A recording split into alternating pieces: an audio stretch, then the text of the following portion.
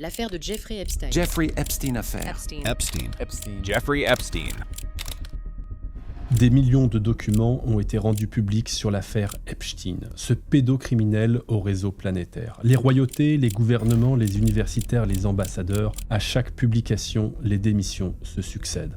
Pourtant, il y a encore plus de questions que de réponses. Et une de ces questions mérite plus d'attention que les autres. Elle est au cœur du système Epstein. Elle dépasse la politique et l'argent. Et un homme peut nous aider à trouver la réponse. Donald Trump, l'actuel président des États-Unis. Pourquoi est-il si réticent à ouvrir le dossier ? Il avait promis de tout rendre public, de rendre justice aux victimes, d'exposer les criminels et leurs associés. Il savait que ses électeurs attendaient ce dossier avec impatience. Mais voilà, une fois au pouvoir, il fait tout pour l'empêcher. Alors essayons de comprendre pourquoi. Que cherche-t-il à protéger ? Ses propres intérêts ? Ceux de ses proches ? Quel système est menacé par ces documents ? Quelles sont les puissances qui retiennent sa main ? Les États-Unis sont une démocratie, mais c'est aussi un État qui maîtrise mieux que tout autre l'art du secret. Depuis plus d'un demi-siècle, certaines affaires parmi les plus sensibles de l'histoire américaine restent entourées de zones d'ombre. L'assassinat de JFK, celui de Martin Luther King, des milliers de documents encore classifiés, d'autres publiés des décennies plus tard, et souvent partiellement, comme si parfois le temps devait passer avant que la vérité ne devienne supportable. Et puis il y a une autre affaire, plus récente, une affaire qui concentre pouvoir, argent, sexualité et politique, l'affaire Jeffrey Epstein.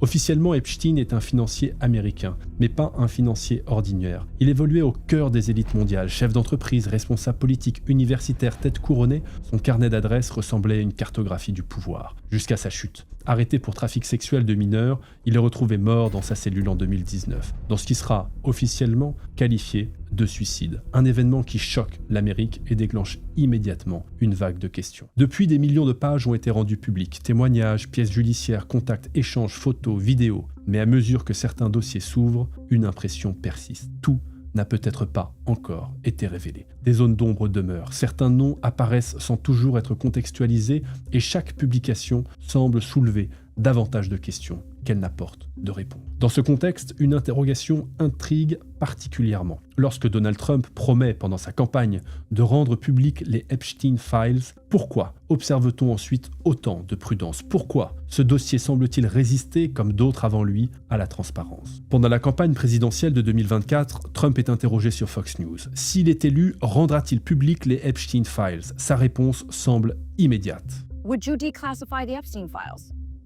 Yeah, I would. Mais quelques secondes plus tard, il nuance. All right, I guess I would. I think that less so because, you don't know it. You don't want to affect people's lives if it's phony stuff in there because there's a lot of phony stuff with that whole world. Et soudain, la promesse devient conditionnelle. Ce n'est plus un engagement clair, c'est déjà une prudence. Pour certains observateurs, cette réserve passe inaperçue. Mais rétrospectivement, elle intrigue. Après son retour au pouvoir, le sujet Epstein ne disparaît pas. Mais la communication devient plus difficile à lire. Face aux journalistes, certaines questions sont éludées, l'intérêt médiatique est minimisé, parfois le sujet est tourné en dérision. You're a terrible person and a terrible reporter. As far as the Epstein files I have nothing to do with Jeffrey Epstein. I threw him out of my club many years ago because I thought he was a sick pervert. Pendant ce temps, le département de la justice explique ne pas disposer d'une liste de clients exploitables. La mort de Jeffrey Epstein en août 2019 a été officiellement conclue comme suicide par pendaison par le médecin légiste de New York. Mais cette qualification était largement critiquée. Les deux gardiens censés surveiller Epstein se sont endormis, les rondes de surveillance n'auraient pas été effectuées, les caméras devant sa cellule auraient été défaillantes ou inutilisables. Il venait d'être retiré du régime de surveillance anti-suicide peu avant sa mort. Même Paul Krugman, peu connu pour ses penchants complotistes, a remis en cause la version officielle du suicide. En effet, cet homme connaissait les secrets des présidents, des agences de renseignement, des monarques. S'il parlait, il pouvait faire tomber un nombre de têtes incalculable. Sa mort arrangeait tout le monde, de l'ancien président Bill Clinton à l'actuel Donald Trump. Pour calmer ses supporters, Trump publie la vidéo de la cellule de Jeffrey Epstein. Il veut éteindre les rumeurs, mais voilà, les caméras de surveillance indiquent toujours l'heure et il manque de nombreuses minutes dans la vidéo rendue publique. Des minutes supprimées pour cacher une intervention extérieure. Un assassinat, sa base militante enrage. Joe Rogan, le puissant influenceur, fulmine. My position on this completely shifted. I thought there's probably some really sick people that have an appetite for that, but I hadn't seen any real evidence for it until these files. And now I'm like, oh, this is demonic. Voilà un pédocriminel avec un réseau tentaculaire, des centaines de victimes, mais aucun coupable? Le rapport de force change. Ce n'est plus seulement une promesse de campagne, ce n'est plus seulement une question de journalistes. Le Congrès entre en scène. Des élus exigent davantage de transparence sur les documents liés à Jeffrey Epstein. La pression politique monte, le sujet devient impossible à ignorer. Même au sein de son propre camp, la question dérange. La députée Marjorie Taylor Greene, connue pour ses positions très offensives, fait partie des figures républicaines réclamant davantage de révélations dans plusieurs affaires sensibles liées aux élites. I will sign anybody's resolution and I'll get on board with anyone's push to release those files because this is about women, especially when they were teenagers, were victims of rape and sexual abuse. Une proposition de loi visant à élargir la publication des dossiers émerge. Et cette fois, le président ne contrôle plus le calendrier. Donald Trump finit par soutenir le texte. Les élus à la Chambre des représentants ont eu le courage de voter la loi contraignant la mise en public. Il existe bien des poches de résistance dans les plus hautes sphères de l'État, mais ces bonnes résolutions sont peu de choses sans le soutien du haut de la pyramide. Il reste une quantité de documents caviardés, illisibles. Des noms de victimes sont rendus publics, alors que des noms de commanditaires sont cachés. Il faudra encore plusieurs mois avant que les premiers éléments ne soient rendus publics, parce que le département de la justice caviarde des millions de documents. Alors quelle est la première hypothèse pour expliquer la réticence de Donald Trump? La plus évidente, la plus intuitive et sans doute la première qui vient à l'esprit. Et si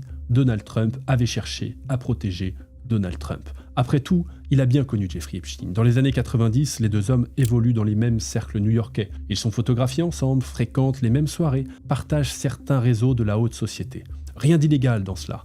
Mais dans un dossier aussi exclusif, la simple proximité suffit à faire naître la suspicion. Et pendant un temps, beaucoup ont pensé que sa prudence pouvait s'expliquer ainsi, éviter que son propre nom n'apparaisse. Hypothèse logique, presque mécanique. À cette époque, Donald Trump cultive une image assumée, celle d'un milliardaire flamboyant, provocateur et fier de ses excès, assumant une sexualité débridée. Sa vie privée fait partie du personnage. Il parle de sa propre fille dans des termes ambigus. Il se vante de pouvoir commettre des agressions sexuelles sans conséquence.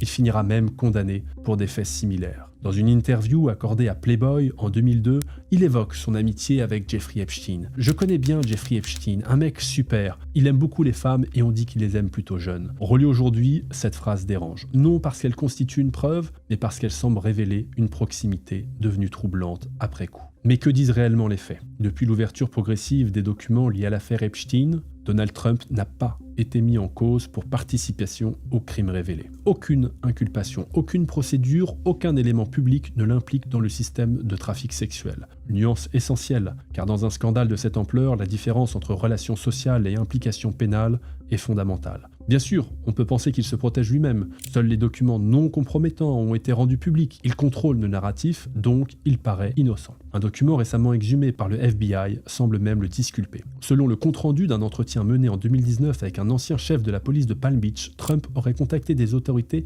dès 2006 au moment où l'enquête sur le financier débutait. Il aurait alors déclaré que tout le monde à New York savait qu'Epstein était répugnant et l'avoir exclu de son club de Mar-a-Lago. Le document indique également qu'il aurait évoqué Ghislaine Maxwell comme étant une opérative d'Epstein et encouragé les enquêteurs à se concentrer sur elle. Si ces éléments étaient confirmés, il suggérerait que Trump ne cherchait pas à protéger Epstein et qu'il aurait même été l'un des premiers à alerter la police. Dernier argument en défaveur de l'hypothèse selon laquelle Donald Trump se protégerait lui-même, si des preuves accablantes existaient réellement, auraient-elles été dissimulées? Rappelons le contexte politique. L'administration de Joe Biden et une partie de ses alliés ont mené une opposition frontale contre Trump. Les poursuites judiciaires ont été nombreuses contre Donald Trump. Il était leur adversaire numéro 1, le plus dangereux selon eux pour la démocratie et les États-Unis. Dans ce climat extrêmement polarisé, toute information politiquement dévastatrice aurait représenté une arme redoutable. Difficile d'imaginer qu'un tel levier serait resté inutilisé s'il avait existé. Ce n'est pas une preuve d'innocence, mais c'est un élément de raisonnement. Alors, est-il possible que Donald Trump ne soit tout simplement pas impliqué dans ce dossier? Oui, c'est une hypothèse sérieuse, peut-être même la plus probable au regard des informations rendues publiques à ce jour. Mais alors comment expliquer la réticence de Donald Trump? La deuxième hypothèse pour expliquer cette réticence est celle de ses proches. Donald Trump protège ceux qui le soutiennent, voire ceux qu'il aime. Howard Lutnick, secrétaire au commerce, figure majeure du monde financier, membre de l'administration Trump. Les archives récemment rendues publiques indiquent qu'il a entretenu des contacts sociaux avec Epstein, y compris après la condamnation de ce dernier en 2008. Selon ces révélations, Howard Lutnick et sa famille auraient même déjeuné sur l'île privée d'Epstein, Little St. James, en 2012. Une information qui tranche avec ses déclarations antérieures dans lesquelles il affirmait avoir coupé les liens bien plus tôt. Parmi les milliers de pages rendues publiques dans les Epstein Files, un échange de courriels daté d'octobre 2002 entre Melania Trump, alors encore Melania Knauss, et Ghislaine Maxwell, l'ancienne compagne et proche collaboratrice de Jeffrey Epstein. Dans ce message, Melania écrit à Maxwell pour la féliciter d'un article du New York Magazine portant sur Epstein, la complimentant et lui souhaitant un bon séjour à Palm Beach avant de conclure la lettre par une formule affectueuse signée Love Melania. Maxwell répond de manière chaleureuse, l'appelant Sweet Pea et lui indiquant des détails sur ses déplacements. Ce courriel est l'une des rares communications directes trouvées dans les documents qui impliquent par écrit un membre de la famille Trump dans une correspondance avec des personnes du cercle social d'Epstein, même si aucun élément ne prouve une implication dans des actes criminels ou une connaissance des abus. Malgré sa condamnation à 20 ans de prison pour trafic sexuel et coopération avec Jeffrey Epstein, des allégations de traitement de faveur ont émergé concernant la détention de Maxwell. Selon des députés démocrates du House Judiciary Committee, des whistleblowers ont affirmé qu'elle recevait des privilèges inhabituels, tels que des repas personnalisés livrés directement en cellule, des accès à des zones de loisirs en dehors des horaires standards, et dans un cas, la présence d'un chien pour jouer malgré l'interdiction habituelle d'animaux avec les détenus. Ces éléments ont été énoncés comme étant inouïs pour une personne reconnue coupable de crimes aussi graves et ont alimenté des critiques selon lesquelles Maxwell bénéficierait de traitements particuliers en raison de son statut. Certains y voient des compensations pour acheter le silence de la première complice de Epstein.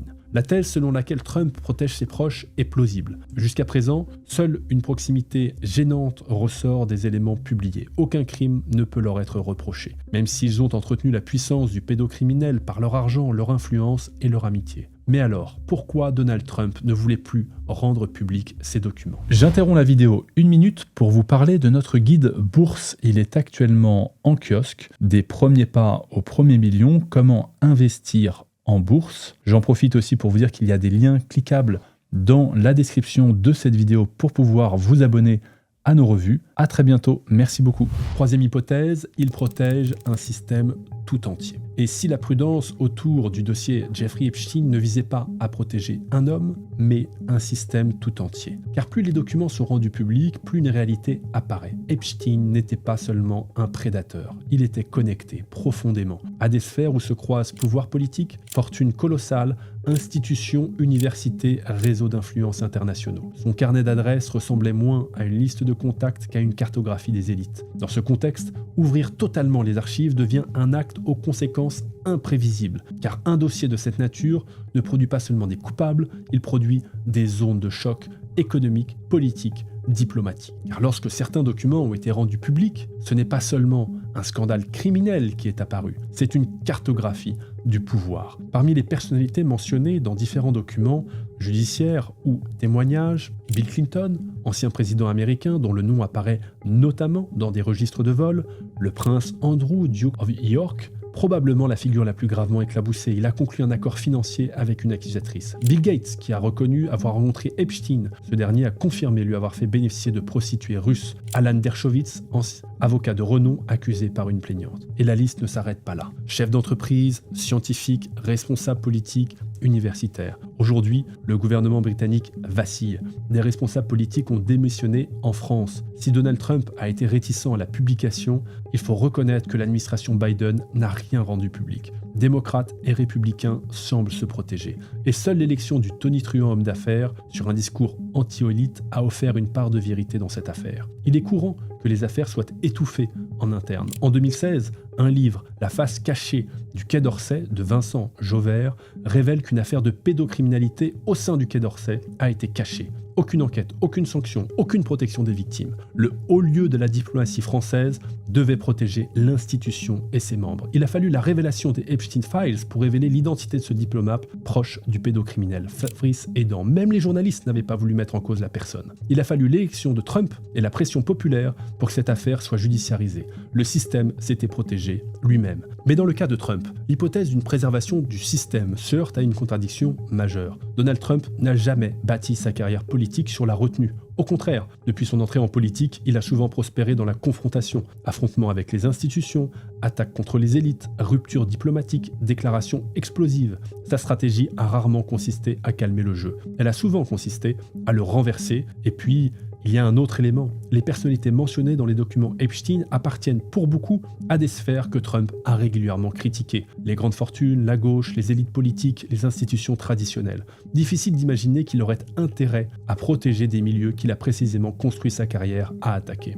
Donald Trump ne cherche certainement pas à protéger Jack Lang. Alors, peut-être faut-il abandonner cette idée d'un président cherchant à éviter un séisme global. Peut-être que la question n'est pas celle d'une protection du monde, mais celle d'un dossier dont les conséquences, encore aujourd'hui, impossibles à mesurer. La dernière hypothèse serait celle d'une entité encore plus puissante que Trump veut protéger ou dont il a peur. Et si le mystère de Jeffrey Epstein ne se situait pas seulement dans les sphères politiques, mais à un niveau encore supérieur? Car une question revient depuis des années, parfois à voix basse, chez certains observateurs. Comment un homme a-t-il pu évoluer aussi longtemps au cœur des élites mondiales sans être stoppé plus tôt? Un enregistrement de Michael Jackson alimente la suspicion. Il dit clairement être en danger, menacé par une entité plus forte que des gouvernements, sans pouvoir dire de qui il s'agit.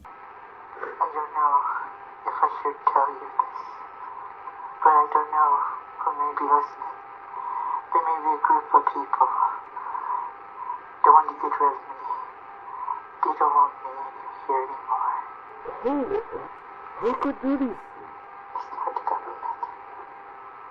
It's more than the government.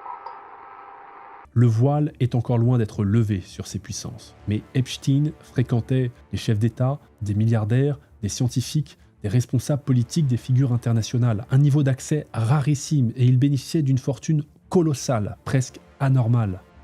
Dans l'histoire contemporaine, lorsqu'un individu accumule autant de connexions stratégiques, une interrogation finit toujours par émerger. Était-il seulement un financier ou aussi un collecteur d'influence? À mesure que les archives s'ouvrent, une hypothèse longtemps cantonnée au cercle du renseignement refait surface. Et si Jeffrey Epstein n'avait pas seulement été un financier au carnet d'adresses exceptionnel, mais aussi un homme capable de collecter des informations sensibles sur des personnalités influentes? Dans le jargon des services, cela porte un nom, le compromat.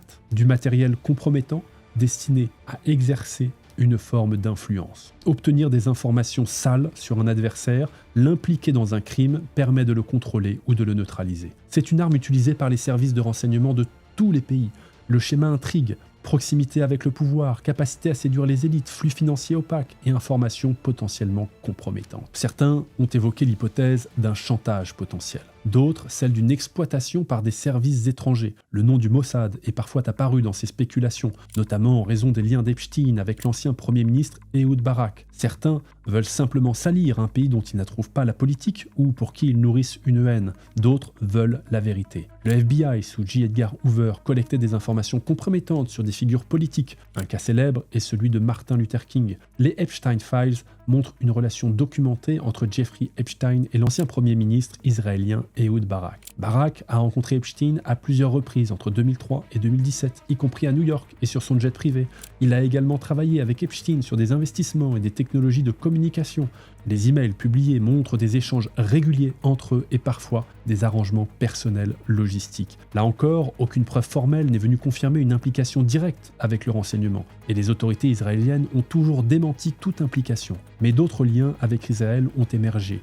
Terje Rod Larsen était un diplomate norvégien, essentiel dans les accords d'Oslo. Les accords d'Oslo, de 93 à 95, sont un ensemble d'accords historiques censés établir un cadre de paix entre Israël et l'Organisation de libération de la Palestine. Terje Rod Larsen entretenait une amitié très proche avec Jeffrey Epstein, qu'il appelait parfois son meilleur ami. Selon des documents, il a sollicité l'aide d'Epstein à au moins plusieurs reprises pour faire participer Bill Gates à une conférence internationale. Epstein a également contribué à des projets de financement liés aux institutions où Roger Rasmussen était impliqué, comme l'International Peace Institute. Le financier a laissé 10 millions de dollars en héritage à ce diplomate dans son testament. Epstein ne côtoyait pas que la diplomatie liée à Israël, mais aussi à la Russie. Les liens inscrits dans les archives entre Epstein et les élites russes suscitent des interrogations sérieuses. Les documents récemment rendus publics montrent qu'au cours de la dernière décennie de sa vie, Epstein n'était pas seulement en contact avec des personnalités du monde occidental, mais qu'il entretenait aussi des relations étroites avec des hommes liés au Kremlin, en participant à des transactions financières, des arrangements offshore et des discussions